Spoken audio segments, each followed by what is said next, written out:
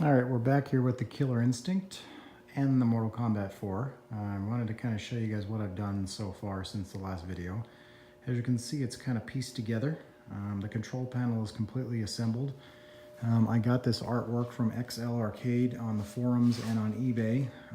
Jeff does a great job with this stuff. As you can see, it's pretty much spot on perfect. Somehow I scratched a little tiny spot right here. I don't know how I did that, but it's okay. It's about 99% perfect. It's got all new buttons and joysticks, new artwork, all new security screws. I refinished the sides of these panels. I need to touch up that red and that red there. The front panel, I don't know if we did that before or not, but that's near perfect. And this side here came out great as well. Still have to install the T-molding. I'm going to go with that light blue up there like I've done in a couple of my KI games before. I really like the way that kind of pops and matches the joysticks and buttons. The monitor is in. It was an absolute bitch to get this thing in. These 27s don't fit in here very well. You really kind of have to wedge it in there. So what I did is I actually tilted the game on its back on the ground and picked up the monitor and dropped it in and kind of wiggled it while it was on its back to alleviate me from having to pick the thing up because they weigh about 80 pounds. This is the flat screen one that had a broken screen. I had my guy fix it and put a new screen on it. But you can see the size of it. I mean, it's friggin' huge. They must weigh 80 to 100 pounds easily. The marquee and the marquee lighter inside, I haven't installed those yet, but I know they work. I tested it. What else? The bezel, I ordered the bezel from XL Arcade as well, so I'm going to trim that when I get a chance and install that probably tomorrow. But I want to show you guys that the game does work. So,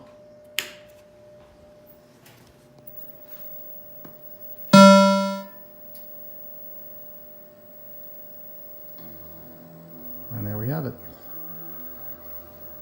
The 27-inch monitor really looks good in this game. I guess the 2 additional inches kind of really spreads out the screen. It looks really nice. It was a little bit of a difficulty to get it. Well, before I show you that, I'm going to show you the control panel. Now, this game, I don't know if you guys remember, had no player 1 and player 2 or player 3 harnesses. So, I had one of the guys on the KLOV forums make me these.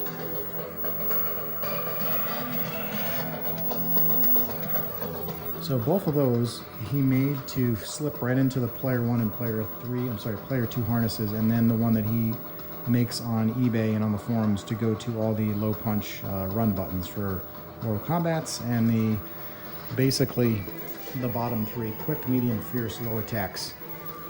All the buttons work, but you can see it's a little bit of a rat's nest under here. I have to clean this up, zip tie things. I also had to do the daisy chain from scratch from one of my old builds.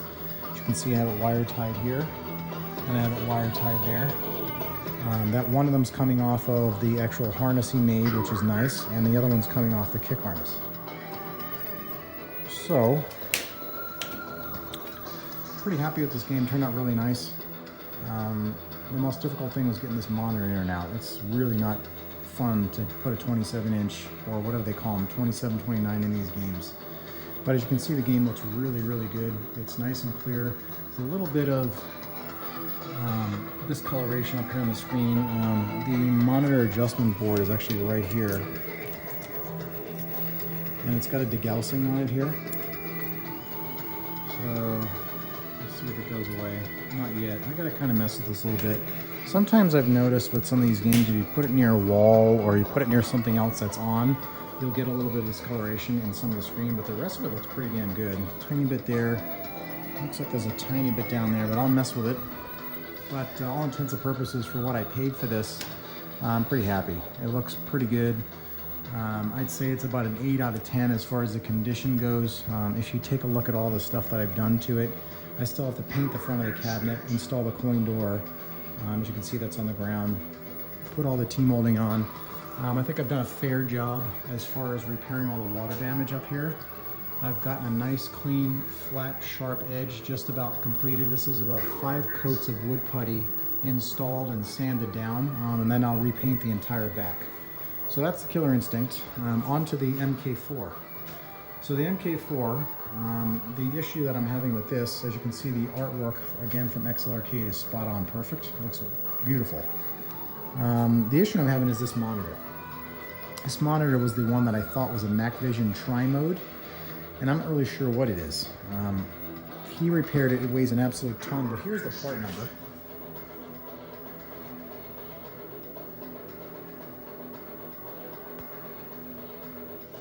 So I'm not really sure what to do with this. It doesn't have anywhere for me to put a red, green, blue, black sync in here like normal monitors.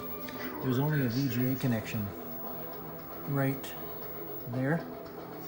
And what I tried was this connection right here that I had from my old MacVision.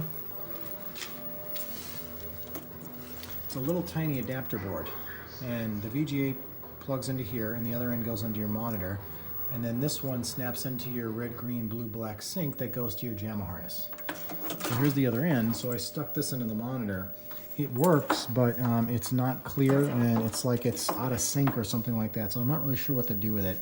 I gotta do a little research on the monitor to see, number one, if it's even capable of displaying a Mortal Kombat or a Killer Instinct or a game like that, or if I need to just ditch it and go with a whole new monitor, which I don't want to do because I spent a good amount of money having him repair it, fix it, and then put a new tube on it. Because I don't know if you remember, this one was completely cracked on the inside back here and on the front.